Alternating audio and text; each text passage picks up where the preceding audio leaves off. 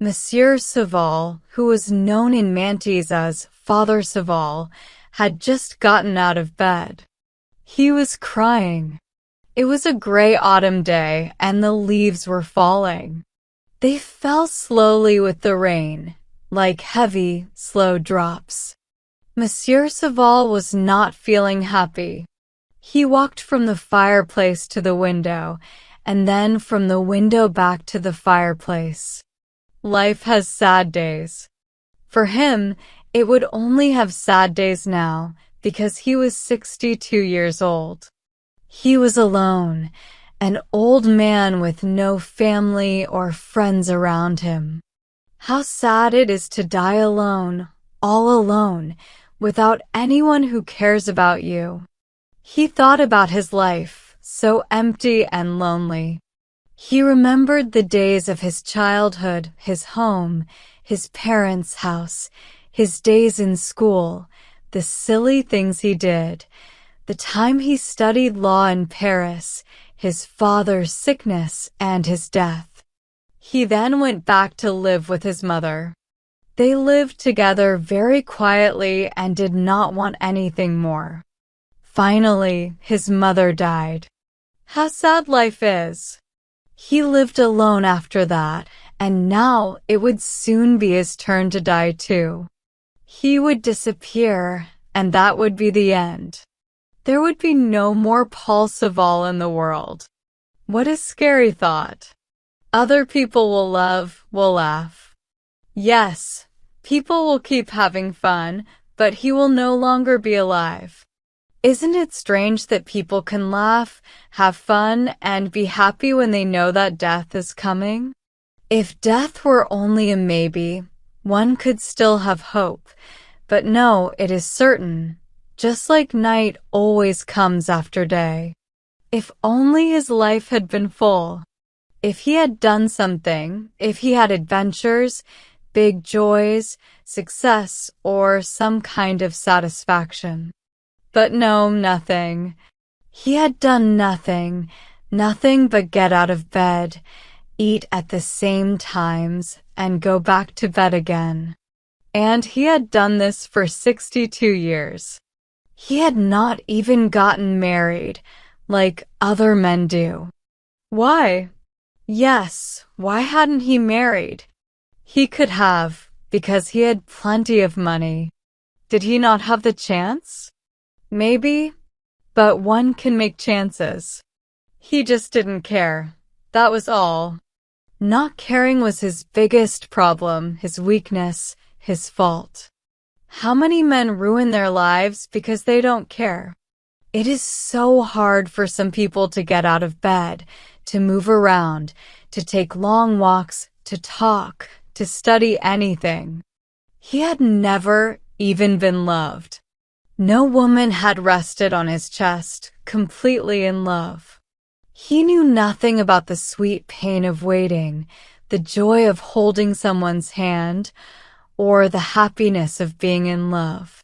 How incredibly happy you must feel when lips touch lips for the first time, when forearms hold each other, becoming one very happy person, two people madly in love with each other.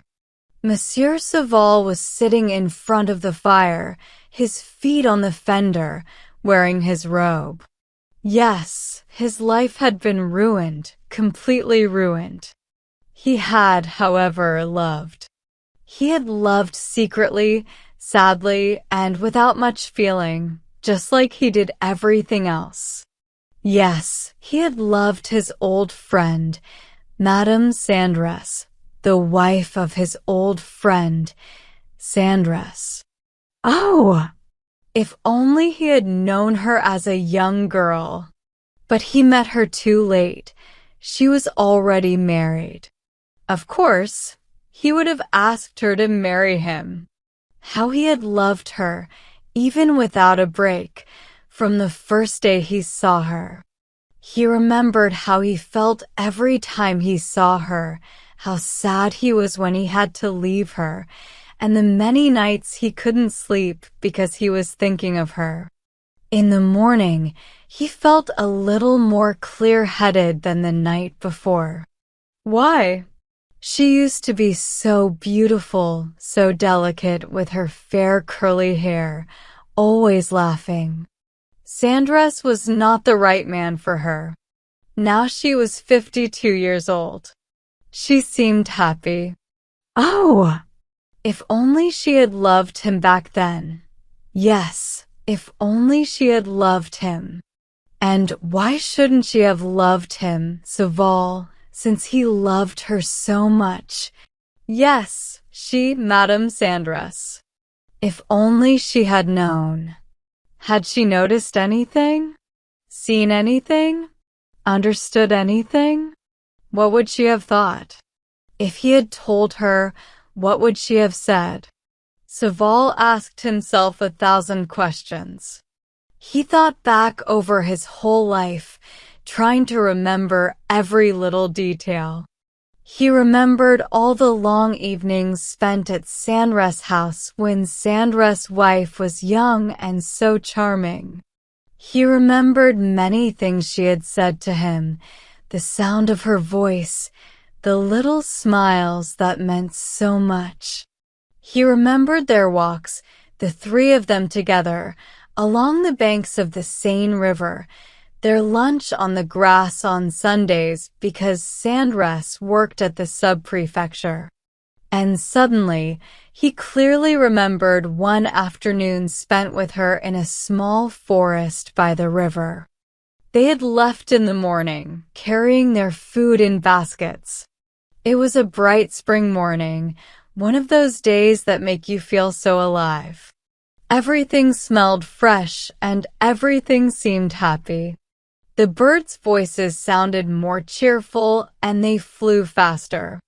They had lunch on the grass under the willow trees, very close to the water, which sparkled in the sunlight. The air was sweet, filled with the smell of fresh plants. They breathed it in with joy. Everything was so pleasant that day.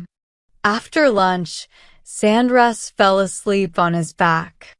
The best nap I ever had, he said when he woke up. Madame Sandras took Saval's arm, and they started walking along the riverbank.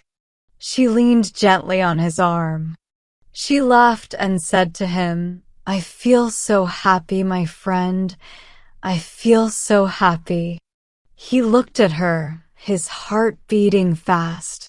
He felt himself turn pale, afraid that he might have looked at her too boldly and that the shaking of his hand had shown his feelings. She had made a crown of wildflowers and water lilies, and she asked him, "Do I look pretty with this?" When he didn't answer, because he couldn't find the words to say, even though he wanted to kneel before her, she burst out laughing, a kind of annoyed, unhappy laugh, and said, "You big goose, what's wrong with you? You could at least say something." He felt like crying, but still couldn't find a word to say. All these memories came back to him now, just as clearly as the day they happened. Why had she said to him, "You big goose, what's wrong with you? You could at least say something"? He remembered how gently she had leaned on his arm. And when they passed under a shady tree, he felt her ear brush against his cheek. He had quickly moved his head away, afraid she might think he was getting too close. When he had said, "Isn't it time to go back?" she had given him a strange look. "Certainly," she said, "of course," while looking at him in a curious way. He hadn't thought much about it then, but now it seemed so clear to him. "Just as you like, my friend. If you're tired, let's go back." And he had replied, "I'm not tired, but Sandras might be awake now." And she had said, "If you're worried that my husband might be awake, that's another thing. Let's go back." On their way back, she didn't say a word and didn't lean on his arm anymore. Why? Back then, he never asked himself why. But now, it seemed like he understood something he hadn't noticed before. Could it be? Monsieur Saval felt his face turn red, and he jumped up as if he were 30 years younger and had just heard Madame Sandress say, "I love you." Was it possible? This thought that had just come to him was torturing him. Was it possible that he hadn't noticed, hadn't guessed? Oh! If that were true, if he had let this chance for happiness slip away without doing anything about it, he thought to himself, I need to know. I can't stay in this state of doubt. I need to know. He reasoned, I'm 62 years old, and she's 58. I can ask her now without upsetting her. He hurried out. The Sandress house was across the street, almost right in front of his own. He crossed over and knocked on the door, and a young servant opened it.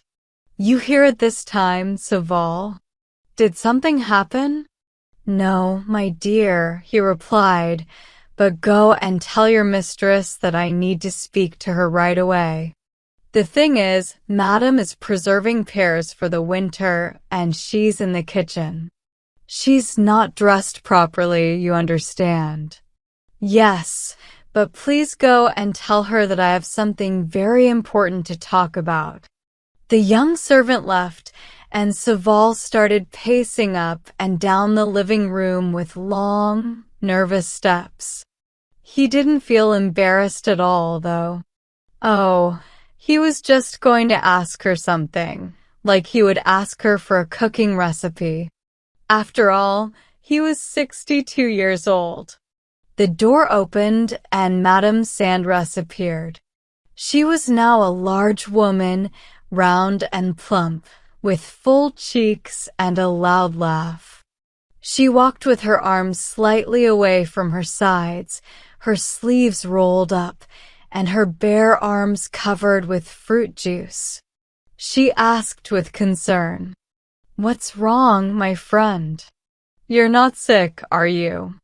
No, my dear friend, but I need to ask you something very important, something that's been bothering my heart, and I want you to promise that you'll answer me honestly. She laughed. I'm always honest. Go ahead. Well then.